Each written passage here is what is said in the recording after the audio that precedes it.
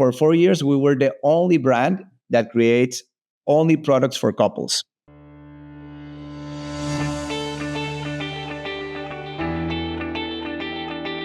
And I want a good show, damn it.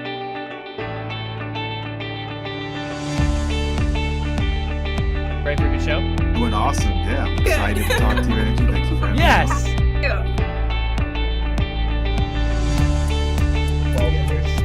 I've always been doing big into archery, and my dad said, hey, you guys want to start an archery store? That's how I was.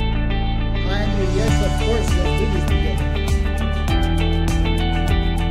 Hello, everyone. Welcome to another episode of the Ecomm Show.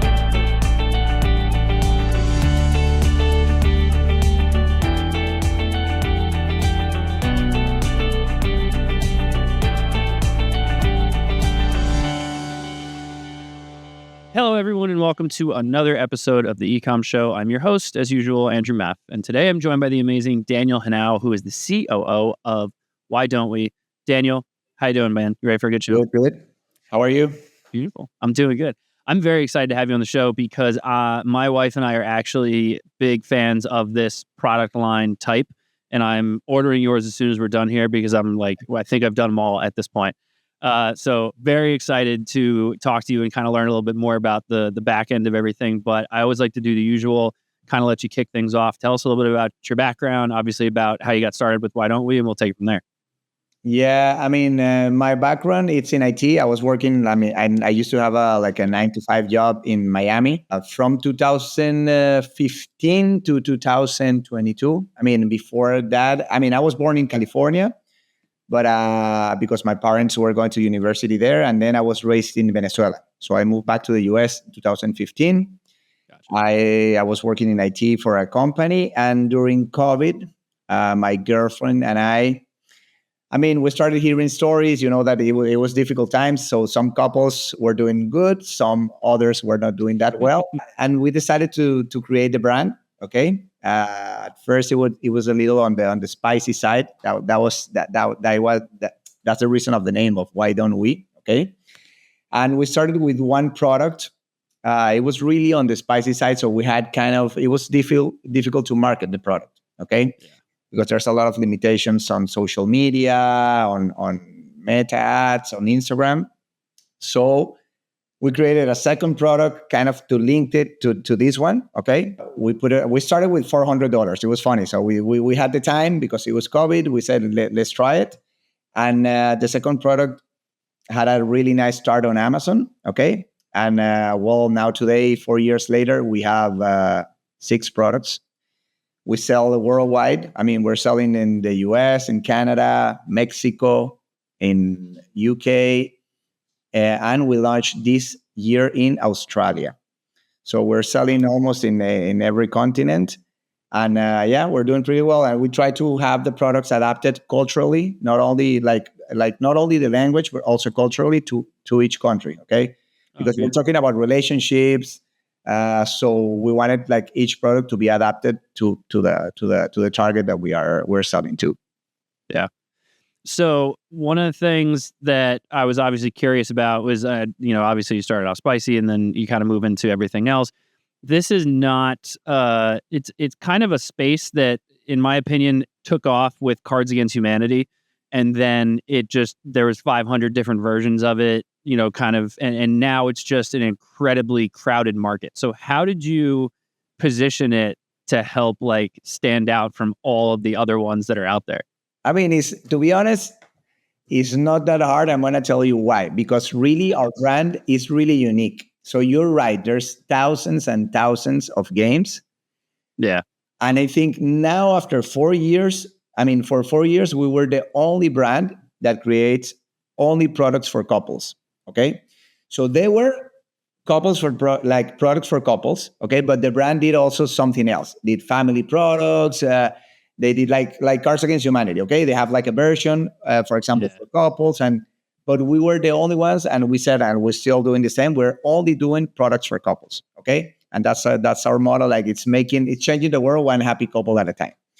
So so we decided that we're gonna stick to that niche, okay, and that's what we have done, and that's why we have a whole range of products from very romantics or depending. For some people, they are lame. Some people, they love it. So we have every type of game for every stage or every type of relationship. So that's how we have it stand out. And today now we have like one or two competitors that are only doing products for couples.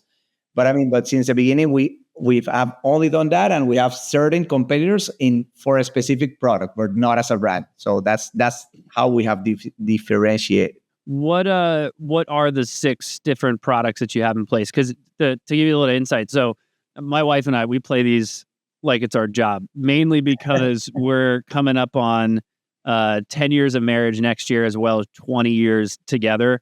So like we've just run out of stuff to talk about. So sometimes we'll come across those games where it's like, oh, icebreakers. Like, I don't need to break the ice. I know you pretty well. It's more of like the longer ones that become kind of interesting. So like what? I dare you. I dare you. We have one funny story. One of our reviews says like, I thought I knew my wife well, but after playing this game, we got divorced. So okay, you're not very good at sales. No. But no. For example, there's one product that we just relaunched it. It's a conversation starters, in fact. Okay. Mm-hmm. But we created, we knew what was in the market. We bought several games to compare. We also love playing games. That's our thing. Okay. Every weekend, we're used to have a date night. We love playing games. We love playing drinking games too. So that's part of how we ended up here. Okay. But for example, the first product we just rebranded it. It's called Talk for Hours. So so it rhymes with the brand. So it's why don't we? And all of the games have something related to the brand. So why don't we talk for hours? Why don't we laugh together? Why don't we spice it up? This one, no. Why don't we? Why not? That's another one that doesn't rhyme with the brand. And why don't we? And why don't we date? Okay. They talk for hours because there's a lot of products like that in the market, tons of it. Okay. We now did a twist with the product. It has 240 cards, a lot of different topics that I'm sure you haven't touched with your wife. We're very also careful that all of the topics or all of the questions are not going to make you not going to end up in a fight. So we don't talk, for example, about past relationships. We're really careful with that. Okay. And we have 2 psychologists that they help us with that. But all of the questions are on the fun side. Our products are not therapeutic. It can be, okay, but are not made with that intention, okay?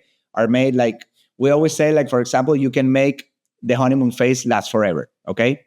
And we have products for different parts of that, okay? And so this one is to get to know each other more, even if you have been together for a long time. They spice it up, as it sounds, of course, it's more on the spicy side. The Laugh Together is a competition game, like really to compete and have points. So you do have you played Cranium? Yep. It's like Cranium, okay? But for couples, all related to couples, and you can compete. And why not? It's also on the spicy side. And the date, why don't we date? It's 52 dates. So you can have one different date for a year, each week with your partner. And there are surprise dates. Nice. Yeah. Tell me about like some of the complications of the business. Cause like to your point, you start with $400. So the barrier to entry isn't tough. And the theory being, okay, they're cards. I come up with a bunch of questions. I can start my own business here. But as you already alluded to, you've got psychologists that are following up on some of these questions, making sure you're not causing more divorces than you already have. So what are some of the struggles of having a business like this? I think our main market is Amazon, okay? And I think it has changed a lot in 4 years. Now we have a lot of more competition, okay? I think the struggles is the cash flow, because if you have a successful product and the turnaround of the money of your sales is not that fast when you sell on Amazon, okay? So you need to be really prepared for that. I think it's the main constraint when you start selling online. But also, we have people think that selling online is just putting up your product and that's it, or they think that it's a passive income, and we laugh so much because, it's totally the opposite. We work a lot. I don't know. Some days we worked yesterday. I think we were like 10 hours a day, and we are really focusing on having like amazing products. We have since the beginning. We have like Like our packaging is amazing. We really differentiate from other products. We check our products. We try to play the games before launching them. So it's not just throwing out there a game and that's it. So, and people think it's like that. So no, there's a lot of work behind it. Okay. There's a lot of optimization process every year. Like every time we are going to have a new batch, we try to improve it somehow on the packaging, on the cards. We try to look at our reviews, what are our clients saying, and see where we can improve. So you mentioned, obviously, you're leaning Amazon's one of your bigger channels. And I obviously did a little bit of digging ahead of time. Like you lean kind of into the social media side a little bit, but even your social media pretty much directs people almost directly to Amazon, and your Amazon store ranks higher than your own website. So do you lean real heavy into Amazon and are just kind of like the website's just in existence? Yeah, and I think based on your question, I think I can add something to your previous question. And I think one of the biggest struggles, I think like 2 years ago, we said, you know what, let's not depend so much on one channel. Let's try to bring traffic to our website. We did a lot of our advertising like on Facebook and on Instagram, trying to drive traffic to our website, and it wasn't successful, to be honest. I know that there are some brands that do it and they do it really well. For us, it didn't work that well. We're trying it again next year is one of the goals. Okay. And we're also one of the other goals next year is to try to bring traffic through social media to our website. But yeah, that's a big challenge. Like when people ask us, because people have seen that we have been successful. I mean, we're doing really well. People ask if they want to launch a product. Now they're more enthusiastic about launching their own brand. And we tell them don't start with your website. Like on Amazon, you're going to have a better conversion if you have a good product. Okay. So if you got a good product, people are going to Amazon, they're ready to buy. Yeah. When they go to your website, that's going to, of course, you're not going to have the fee that Amazon charges, but also people are going to doubt if the website is legit or something. So I would say the conversion rate on Amazon, if your product is good, is going to be better. So I think that's a big challenge, trying to sell through your website. For us, at least, it has been difficult. Yeah. And there's pros and cons to both of them, right? Like obviously Amazon, you've got their pre-existing audience, so they're there to shop. That's what they're doing. So that's why you see conversion rates that are 20, 30, 40%. Whereas on a website, you've got to focus so much on brand building and top of funnel, like you see more like 2, 3, 4%. Yeah. But when you were staying focused on the website, were you fulfilling it or did you have Amazon fulfilling the orders? No, Amazon was fulfilling the orders. I think that's also something that I recommend to a lot of sellers or people that come to us. They still have negotiated like a really good rate with UPS or other fulfillment services, even their trucks now. So I would say, I mean, even when you compare it to having like a business account with FedEx or with UPS, I would say like fulfillment with Amazon is fast if you have enough inventory. There's also some tricks there. If you have low inventory, it's not going to be that fast. But if you have enough inventory, you're going to be able to ship quick to your clients and for a better price than going to a USPS, FedEx, or UPS. Yeah. I mean, especially for a product line like yours, I can see how that makes a lot of sense. Because like typically our scenario is like, we have nothing to do this weekend, and we realize that like Wednesday or Thursday, and so if we're going to do one of these games, like it's got to be here in 48 hours, or we're still going to have a boring weekend. So I could see how for a product line like yours, that quicker shipping time as well is probably beneficial, which is why I was kind of curious about who was fulfilling from the website side. Yeah. What marketing channel has been your best? Is it basically just Amazon? Do you pretty much just lean into the advertising side?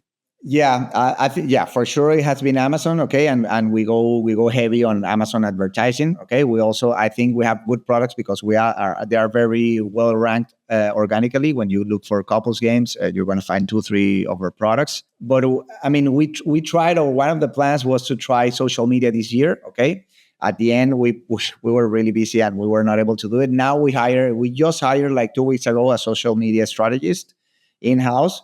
So the idea is to grow on social media, try to post more, etc. We don't post that much on our personal social media, so it has been a challenge. Okay, there's people that for them it's really easy, but we know that business is going that way, and there are a lot of brands that they're just selling a lot through social media. Okay, So yeah, I would say Amazon is our main. We are also on Walmart and on our website.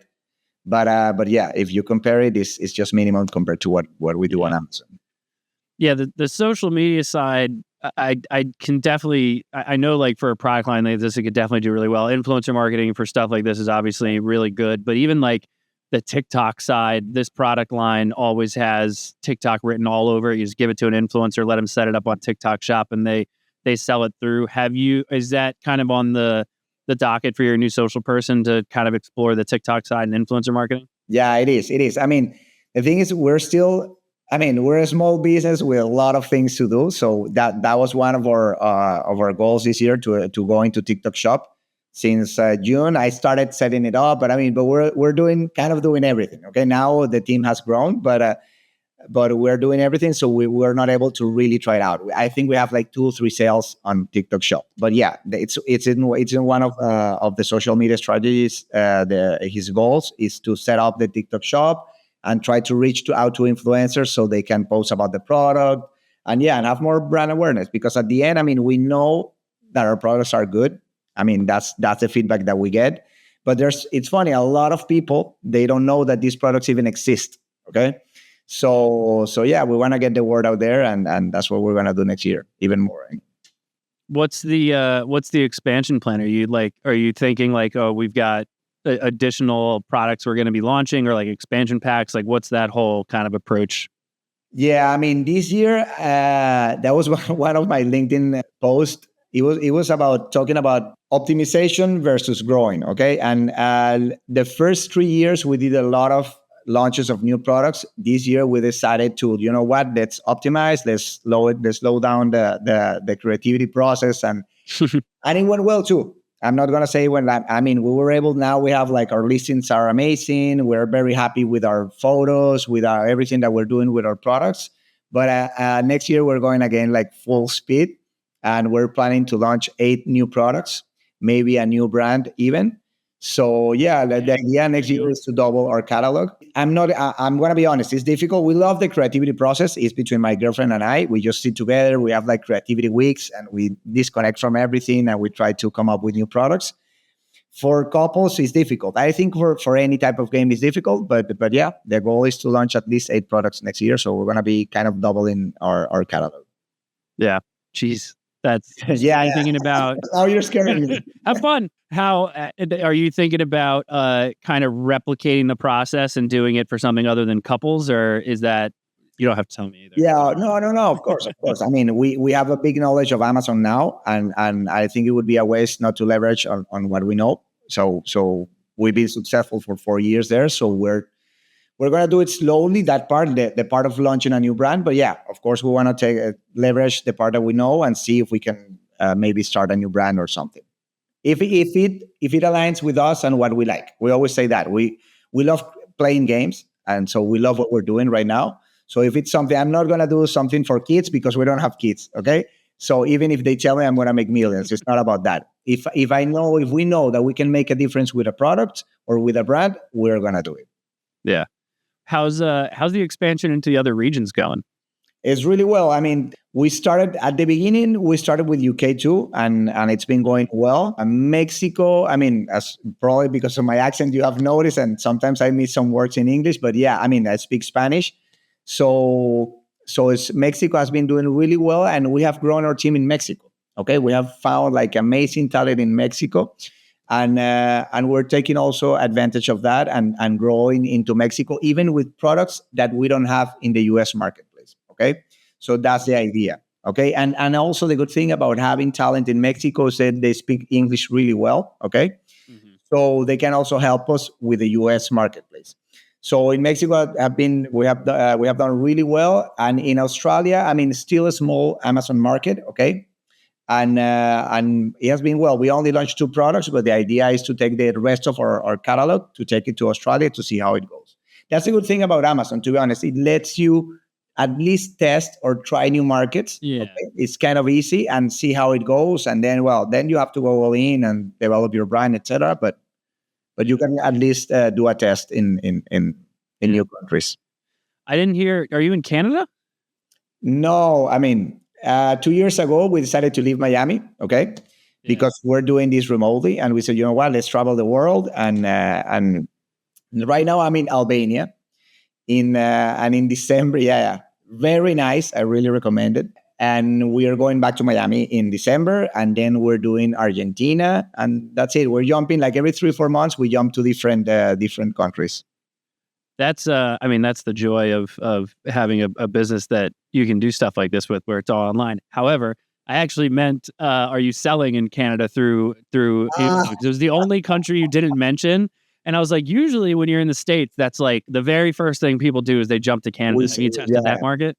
We sell in Canada. Yes, we sell in Canada. We have, like 4 of our 5 or 6 products. We have them in Canada. Yeah. We sell in Canada. And we don't have it in French. We have it only in like the US version. We have thought about it. But I mean, at the end, I've been in Quebec and I know that they speak French, but they also speak English. So we're kind of, we're gonna continue growing into Canada. Yeah. It's not as we have grown a lot in Mexico and the US, and Canada has been more steady, the growth, but it's a good marketplace. But yeah, it's, if you launch in the US, it's a no-brainer to launch also in Canada. Yeah. Beautiful. Even in Mexico, because you can do like remote fulfillment to Mexico, and there's a lot of people in Mexico that buy your products even though they're in English. Yeah. Beautiful. Yeah, I know Amazon, in terms of if you start in the States, hitting North America, they make it easy. And so if you've got the ability to easily translate for the Mexican market, it's just like you could own the whole continent if you need to. But Daniel, this was awesome. I really appreciate all the insight into this very interesting product line. Super appreciate it. I would love to give you the opportunity here, let everyone know they can find out more about you and, of course, more about Why Don't We? Yeah, well, you can follow us on our social media. It's Making Happy Couples on Instagram, on Facebook, on YouTube. Okay, and you're gonna see more content soon. But you're gonna find content already there. So follow us there. Perfect. Thank you, sir. Appreciate it having on the show. Everyone who tuned in, of course, thank you as well. Please make sure you do the usual thing: rate, review, subscribe, all that fun stuff on whichever podcast platform you prefer, or head over to the ecommshow.com to check out all of our previous episodes. But as usual, thank you all for joining, and we'll see you all next time. Have a good one. Thank you for tuning in to the Ecomm Show. Head over to ecommshow.com to subscribe on your favorite podcast platform or on the BlueTuskr YouTube channel. The Ecomm Show is brought to you by BlueTuskr, a full-service digital marketing company specifically for e-commerce sellers looking to accelerate their growth. Go to BlueTuskr.com now for more information. Make sure to tune in next week for another amazing episode of The Ecomm Show.